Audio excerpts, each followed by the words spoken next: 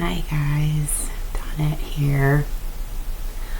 I wanted to talk a little bit today about trauma bonding. I seen a post today from one of my friends on Facebook.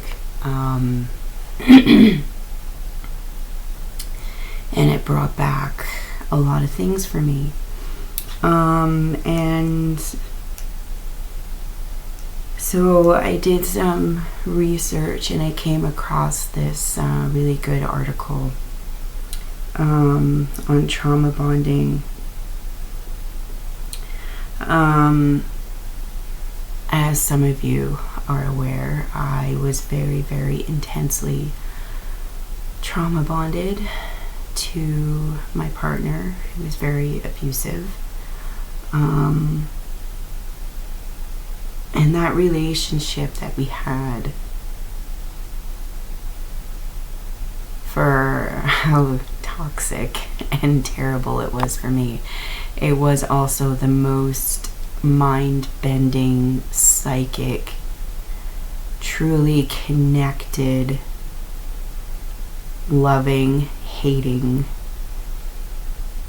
healthy, and most toxic relationship I've ever had in my entire life. It went from one extreme to the other. There was basically no in between. There was no balance. And it took everything from me. It took my child from me also, and it's what brought me down the road of addiction. Ultimately, and that trauma bond in itself is a form of addiction. And honestly, breaking that bond was harder than letting go of the drugs. Letting go of that trauma bond that I had with him was much harder.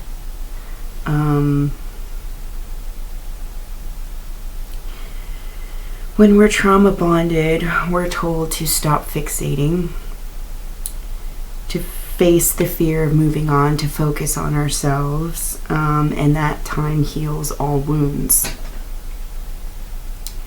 But the symptoms of a traumatic reaction to a trauma bond, it makes these things impossible to do.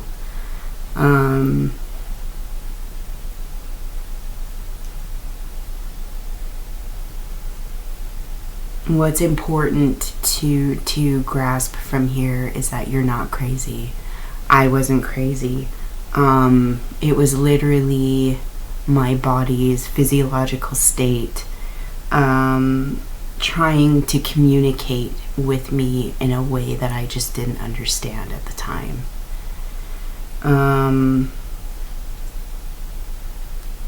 And there was so much shame in that trauma bond. I was so ashamed of my behavior, so ashamed of my choices, that it kept me in the trauma bond a lot longer than it should have. Shame played a huge role in that.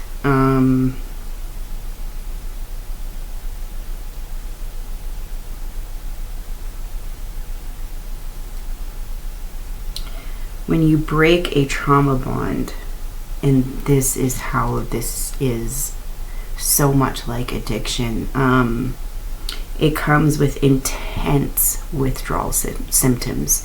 You start withdrawing from the person, and I did. I had major withdrawals. I broke up with him, I don't know how many times, but every time that I broke up with him, the withdrawal symptoms were so intense, much more intense than any drug withdrawal I've ever had. You will have flashbacks, and I had so many flashbacks. You get cravings for the toxic person. Oh, I craved him like no other. The cravings were so bad and so intense. You get compulsive thoughts about what happened. You can't stop thinking about that person and what happened. And I could not stop thinking about him at all. He was on my mind 24 hours a day. I could not get him out of my head. And that puts you in such an anxious state that you constantly feel like you're moving backwards, you're not moving ahead ever at all. And when you feel like that, you can't move ahead, you can't move forward, you can't focus on yourself, you can't move on from the relationship when you're constantly feeling like you're moving backwards.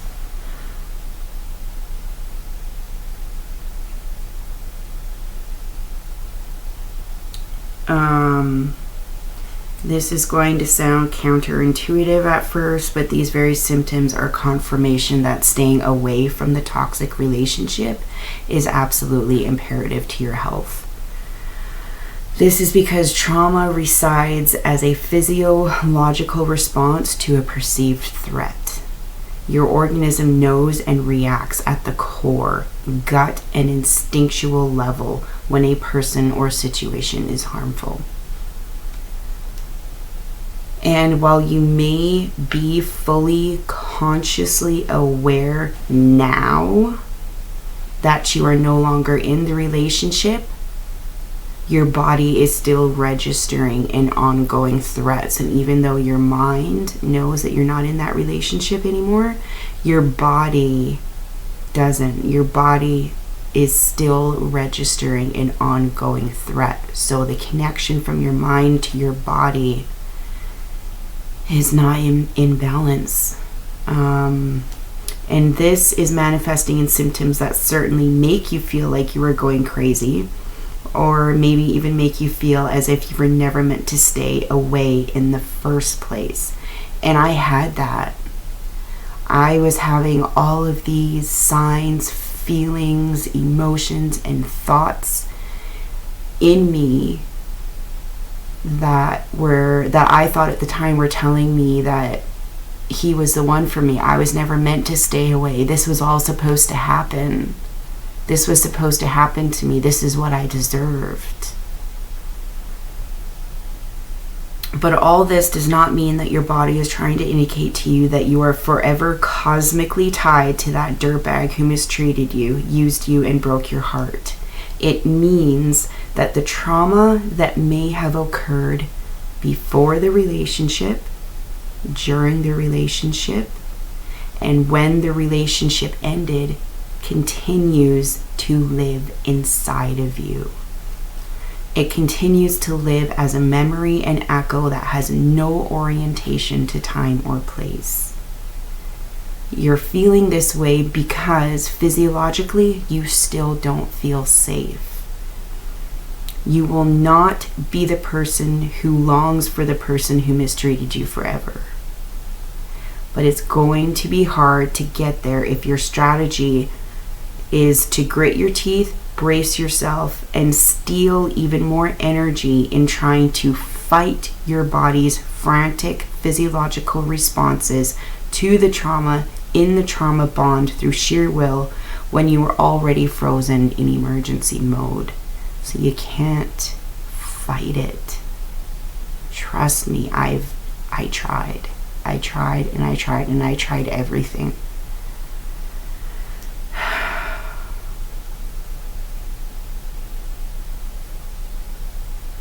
So here's the gut punch that usually gets lost. When you're in a trauma bond and the bond breaks, the trauma remains. If you're a cookie in an Oreo and the other cookie leaves, guess who is stuck with what seems like even more trauma filling than you started with? But this trauma filling can help to explain why your mind, body, and soul are registering a frenetic, obsessive, red level emergency breaker craving for a toxic toxic relationship or situation. The reason for this hyper-aroused anxiety trance lies in some part to the nature of trauma bonding itself. Trauma bonds are formed when your organism registers that you're in danger. According to The Betrayal Bond, a book written by Patrick Carnes, who developed this concept, trauma bonds are the dysfunctional attachments that occur in the presence of danger, shame, or exploitation. Trauma bonds occur when we are bonding to the very person who is the source of danger, fear, and exploitation. They involve seduction, betrayal, and high intensity. They also involve a seemingly endless sense of helplessness and hopelessness. Carnes wrote, "This type of bonding does not facilitate recovery and resilience, but rather undermines those very qualities within us. Throughout the relationship, your organism assessed the threat and continuously mobilized energy for you to fight or flee. Yet the trauma in trauma bonding creates a cyclical, repetitive cycle that contains your ability to protect yourself, trust yourself, feel your body's physiological reactions, or evolve out of your current state even when your partner is gone.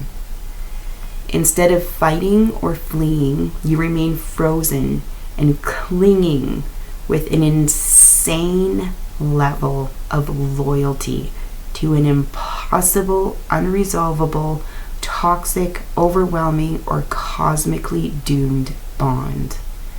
A person chained to this type of bond disbelieves the obvious and accepts the impossible. When you continue to be fixated on people who hurt you and who are no longer in your life." So these are the signs of trauma bonding. When you continue to be fixated on people who hurt you or are no longer in your life. When you crave contact with someone who has hurt you and who you know will cause you more pain. When you continue to revolve around people who you know are taking advantage of you or exploiting you. When you are committed to remaining loyal to someone who has betrayed you, even though their actions indicate few signs to change. When you are desperate to be understood, validated, or needed by those who have indicated they do not care about you. When you go to great lengths to continue to help, caretake, or consider people who have been destructive to you. These types of relationships capitalize on old wounds and previous traumas.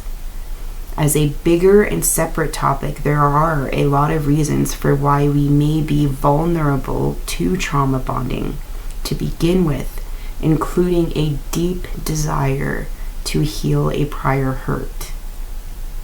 We do this by subconsciously recreating the prior situation down to the very exploitative, dangerous, or shameful elements that existed in the prior trauma, down to the type of toxic, emotionally unavailable, or developmentally stunted person in the prior situation. The reasons why we get into these types of bonds, the reasons we stay, and the reasons why we can't let them go are interrelated.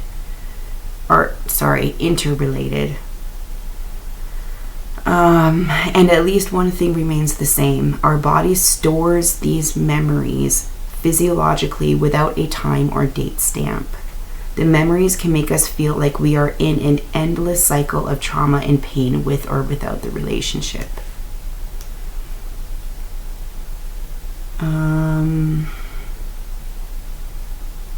Viewing your seemingly irrational reactions to heartbreak through a trauma-informed lens will reduce some part of the shame that comes with continuing to live in a body that is suspended in a hyper-aroused and frenetic state long after we are told that we should be over a relationship or situation.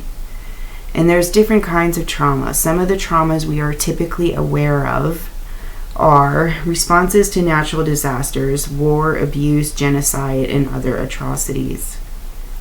We associate those traumas with the development of post-traumatic stress disorder, which has helped to explain how victims survive in dire circumstances, including why the victims end up turning against themselves and becoming loyal to the abuser. And man, did I ever. I became so loyal to my abuser that I even lied to the authorities and wrote a letter to the RCMP on his behalf to get him out of being charged. I was so completely loyal and devoted to him that I didn't want him getting in trouble for what he did to me, so I lied to the police for him. And I wrote a letter saying that the abuse was all my fault and I had made it up, even when I didn't.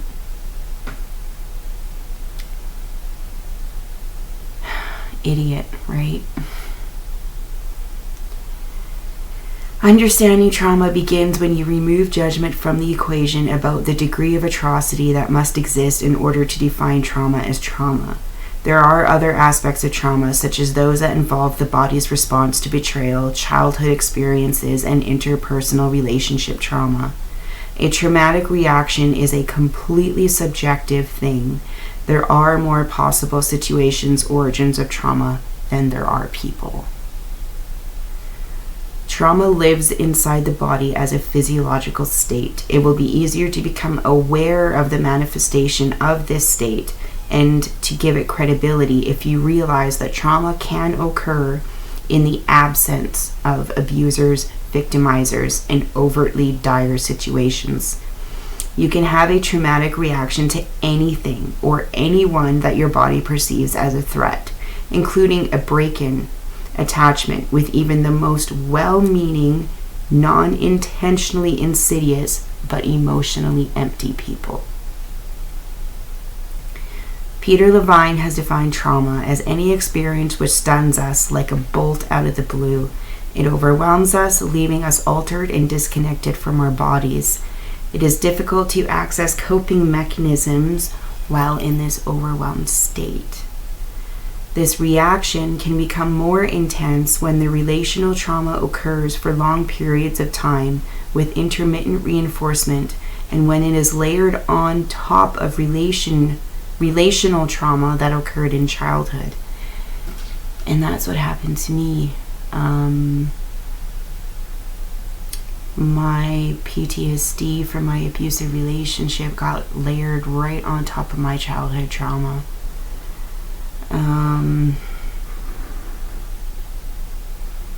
And I think that's why, a reason why it shocked me so much and why it was so intense for me was because it was just layer upon layer upon layer upon layer.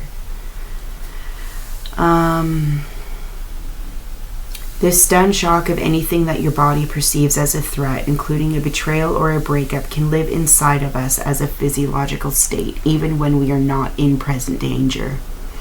When we are out of the breakup, moved out, and presumably moved on, our bodies are engaged in a survival response, even when out of the danger, which manifests itself as a freeze state that makes all the negative emotions you felt while in the relationship freeze within you as well. It happens as a result of a completely natural human reaction to a potential threatening situation. When faced with perceived danger or challenge, we become energetically aroused, mobilized, and poised to pounce, respond, and defend. This is the reason why weaklings are able to lift cars in order to rescue children. Our bodies were built to generate tremendous energy and appropriately constrict it so that it can be released, so we can fight or flee from threats for our very survival.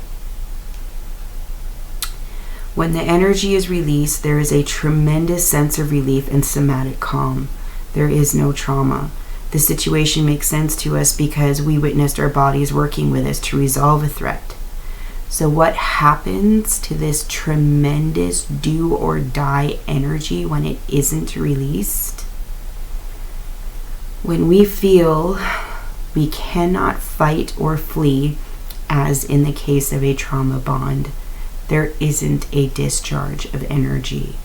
Instead, we hard stop, freeze.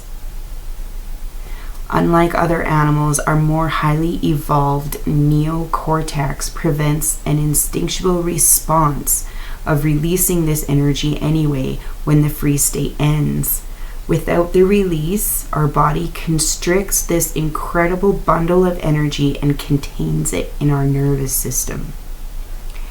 We are suspended in a highly mobilized emergency alert state, hyper-vigilant and brimming with energy that our body now has to shift around, negotiate, and safety valve slowly expel through adaptations that make us feel like we are experiencing an anxiety reaction.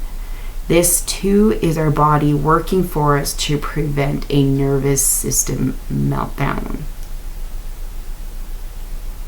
An example of this is when you brace yourself during the impact of a car accident and later find yourself completely motionless, your knuckles white from gripping the steering wheel, adrenaline coursing through you, heart is racing, breathing heavily with almost no memory of the event. Why won't our smarter brain allow us to discharge this energy during the freeze state? Again, your body is trying its best to protect you. When that tremendous force of arousal energy is first triggered, it makes us feel up to the task, positive, and intensely alive. When the release is thwarted and is instead subsumed inwardly, we associate the energy with intensely negative emotions. All those feelings and all the energy that you might have expelled during the relationship in a fight or flight response, all the anger, the shame, and the fear now reside within you and may feel like they are directed towards you. Our smarter brain attempts to protect us by negotiating these emotions within our circuitry because it believes that this work will protect us from experiencing the sheer terror of the release. We fear releasing them because the energy itself is so strongly associated with danger, betrayal, and fear. You are now the home of negative energy that was never meant to be yours. The reason it feels like you can't break a trauma bond is because you're still suffering from your body's adaptations to all of this chaotic negative energy that is now stored inside. These very adaptations cause you to constantly review what happened, to fixate, to refrain from feeling fear and grief, and to obsess about the relationship. Man, is that ever true? I could not let go, and I was constantly obsessing over the relationship and feeling and thinking like I could fix it somehow. The nervous system experiences trauma as a body feeling. In other words, your hyper-alert state lives on as symptoms that can be perceived as anxiety, increased heart rate, tension, agitation, flashbacks, shudders, muscle soreness, and racing thoughts. All of this anxiety can feel unfair. We know it's normal to feel grief over the loss of a relationship, but the hope is that we will feel some sense of relief once we get the courage to let go of someone we loved, but who we know is toxic, narcissistic, or emotionally unavailable. Hang on. Your body is communicating to you that internally you still feel as if you are in danger. Because this anxiety state is so closely associated with the trauma bond, this may feel like a craving for your ex and the trauma bond when it is in fact a frantic message to stay away. It's not because your body and the universe is trying to send you signs that he's meant for me, go back. No. Your body is telling you literally to stay the frick away and to never ever go back. When exposed to personal trauma, the part of the brain that processes information, puts things into context, and communicates to you in narrative form shuts down. You're suspended in emergency activation mode, but without an ability to cope with the stress. This is why no contact is so important. When exposed to anything that reminds you of your former partner, your nervous system triggers energy to communicate the presence of a threat, but prevents you from consciously putting that threat into the context of what is occurring here and now. In this state, it can feel hard to learn new things or assimilate information. This is why it can feel like such a gut punch to see your ex or hear about his or her life, even after time has passed and you are sure you got this. It can leave you feeling helpless and hopeless. Trauma bonds do not heal with time because trauma doesn't have a sense of time. Don't expect to never feel triggered. Feeling triggered does not mean that you are back to square one when it comes to processing the breakup.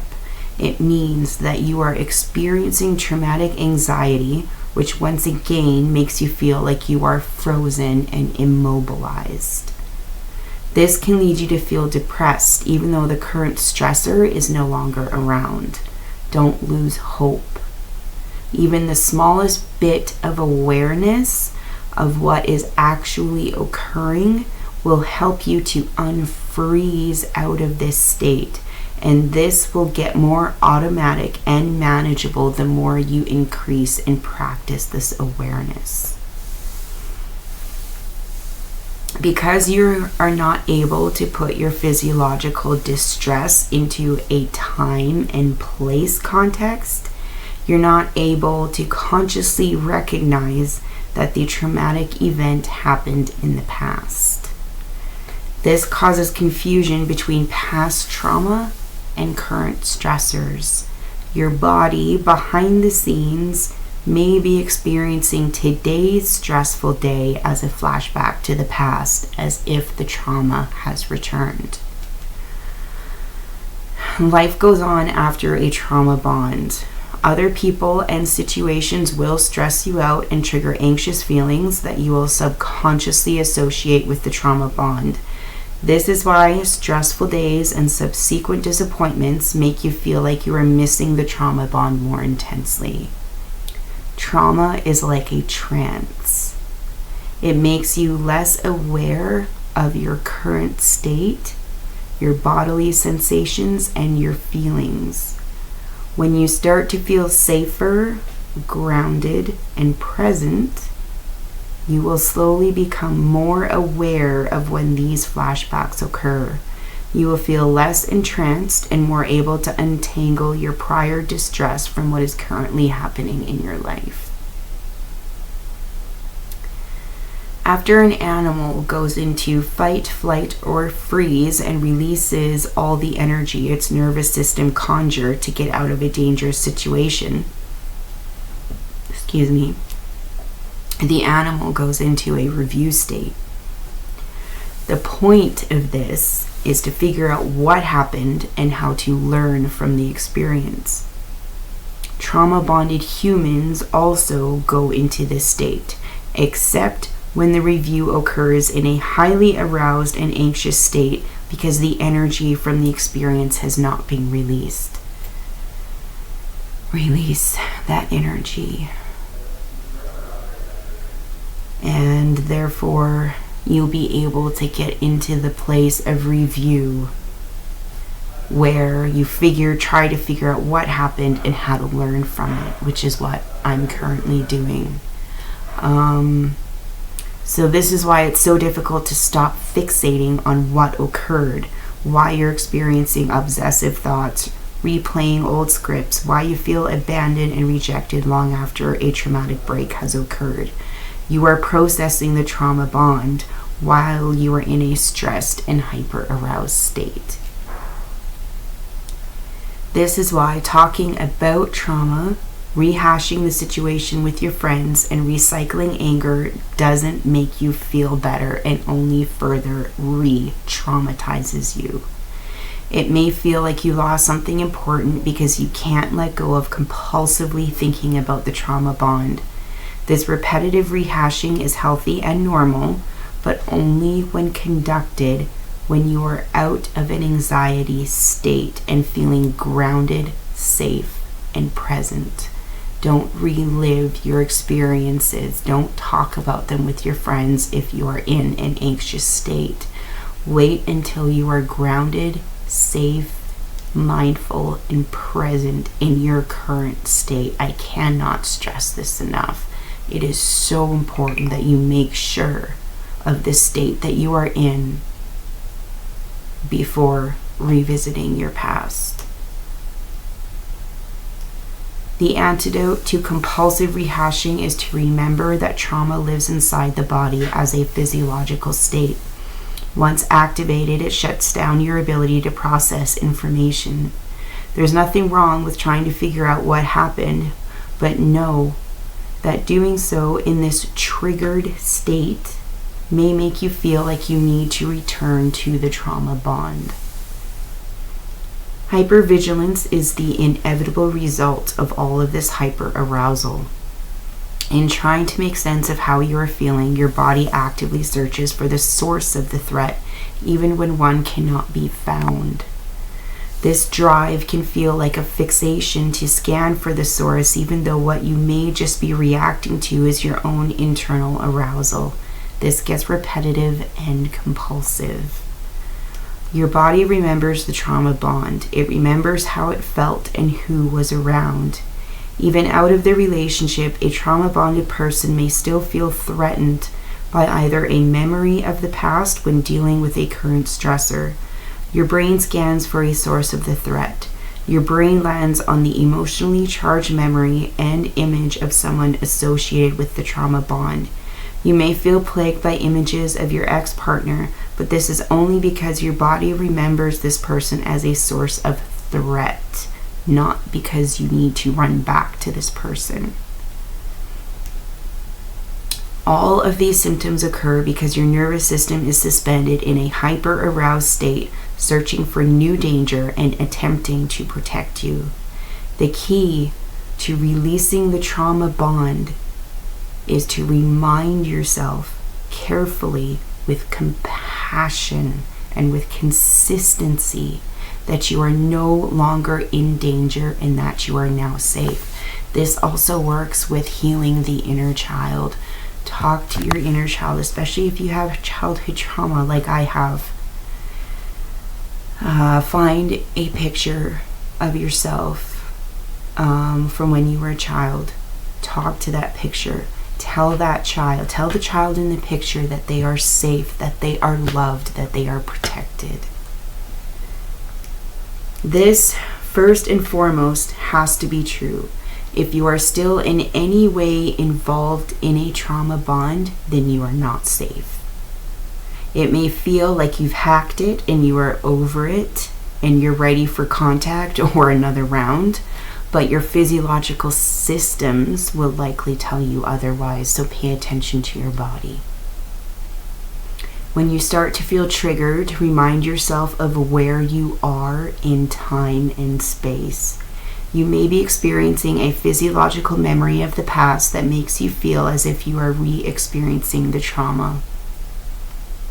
Trauma robs you of your ability to stay in the present. It drops you in a trance and prevents you from recognizing what you are feeling both emotionally and physiologically. There are many ways of grounding, including yoga, breath work, meditation, journaling, spending time in nature, among many others. The key is to begin. Yoga will not release your trauma bond. Going for a hike will not make flashbacks and obsessive thoughts go away. These things may, however, bring you more awareness to your sensations and feelings, which will help you to stay in the present when you feel yourself being taken over by a trauma-bonded trance. Become emotionally available to yourself.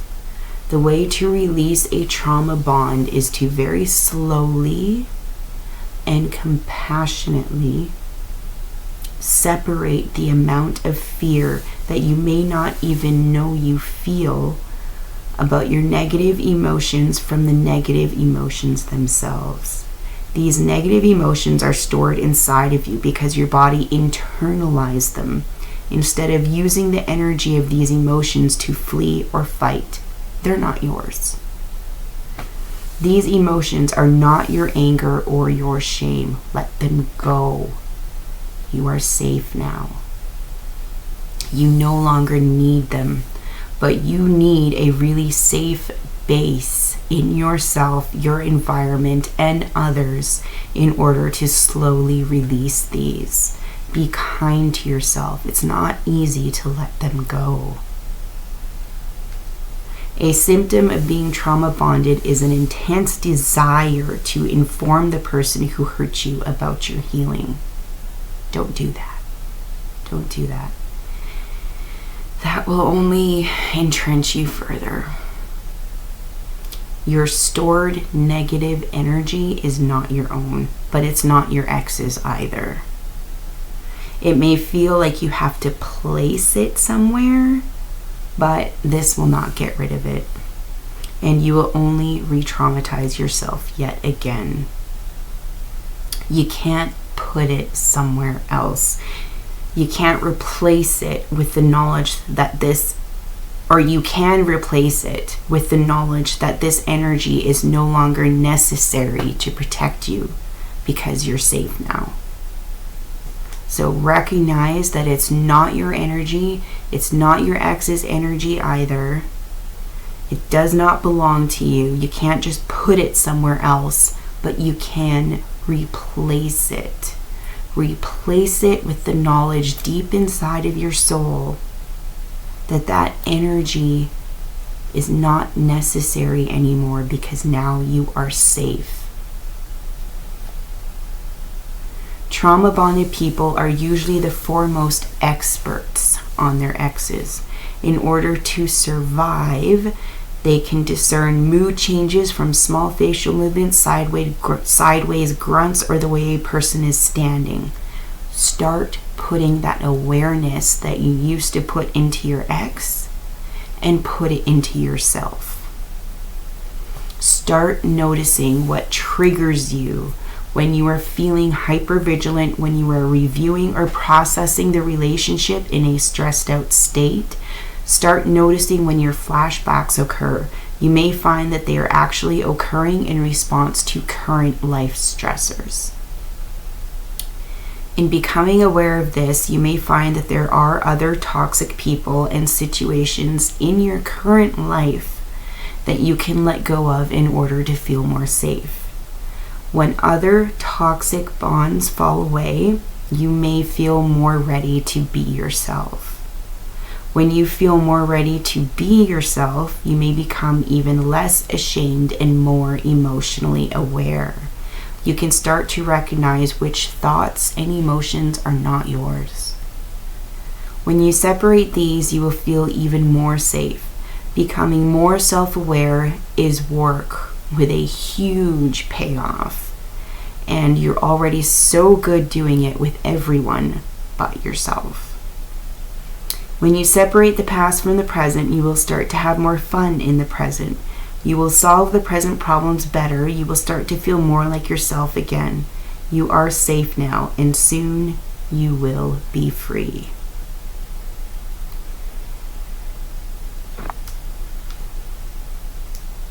Wow.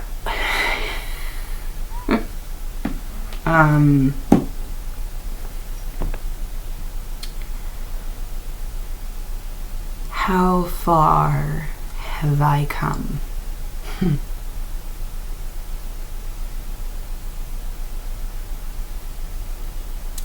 Not only from my addiction, but from my abusive relationship, from my alcoholic relationship that I had with my ex-husband, from my childhood trauma.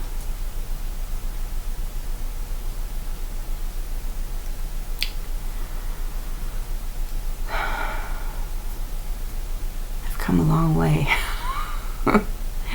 It's been a long road, and but I'm so grateful for everything, and I mean everything that has happened to me. I have a lot of gratitude for the lessons, for the pain, for the suffering, and for the happiness, for the joy, for all of it, for the light and the dark. It's the yin and the yang, man. You can't have one without the other.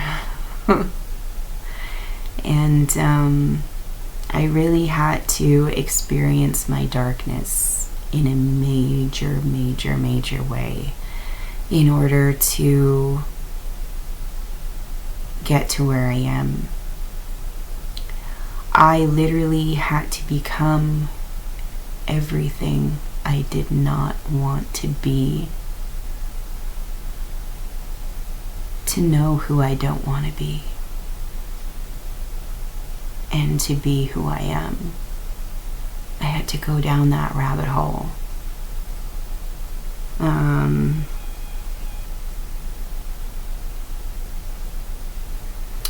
I have no shame in going down that rabbit hole. I don't want to hold on to shame anymore. Shame needs to let go its hold because it don't belong to me. I will no longer hold shame for the mistakes that I made, because if I didn't make those mistakes, I wouldn't have the lessons that I know now. I wouldn't have the teachings that I know now. I wouldn't have the wisdom that I know now. I do have remorse for the people that I hurt in the process, for loved ones that I hurt in the process of getting to this point. But I will not hold that shame cloak anymore. I can't afford to do that. It's not mine. It isn't mine. It's not mine to carry. I am who I am. I am not my past mistakes, but I am these lessons learned. And yeah.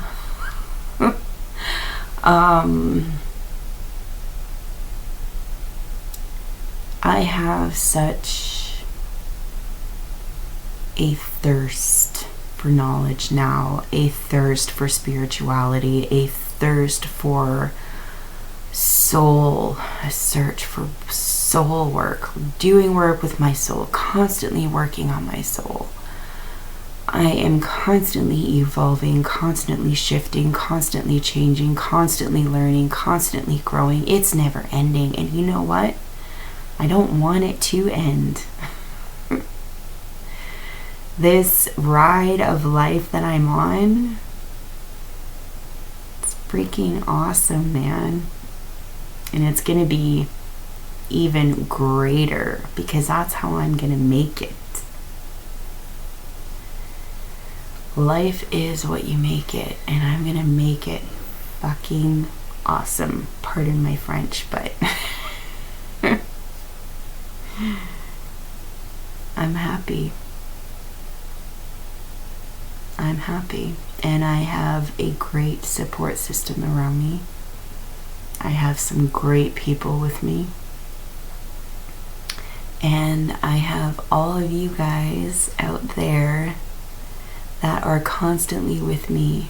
Like I said in some of my other videos, my struggles are not just mine, they're yours too. I struggle with you guys. Your struggles are my struggles. My struggles are your struggles. Same with my successes. They are not mine alone. They are yours. And yours are mine. We are all in this together. We are not meant to do this alone. None of us are. We are meant to be connected and stay connected. Everything is connected in this universe, and we need to start treating each other as such. We need to start holding out a hand to help someone without ever expecting anything in return. Don't help people and then take a picture or video of it and say, look what I did. This is my good deed for the day. It doesn't work like that. You got to do it from your soul, from your heart, without any expectation of anything in return. And I can't stress that enough.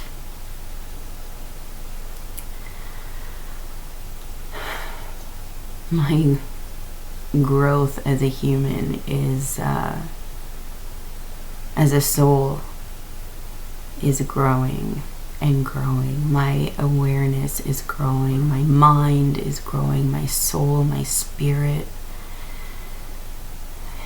It's constant and it's ever changing. And that's the way that I want it. I don't want to be the same person that I was yesterday. I want to be better, and that's my goal every day, is to be a better person than I was yesterday. If any of you out there are struggling with addiction, with trauma, take a look at this video and really start digging deep. Become more aware and mindful of what your body is trying to tell you.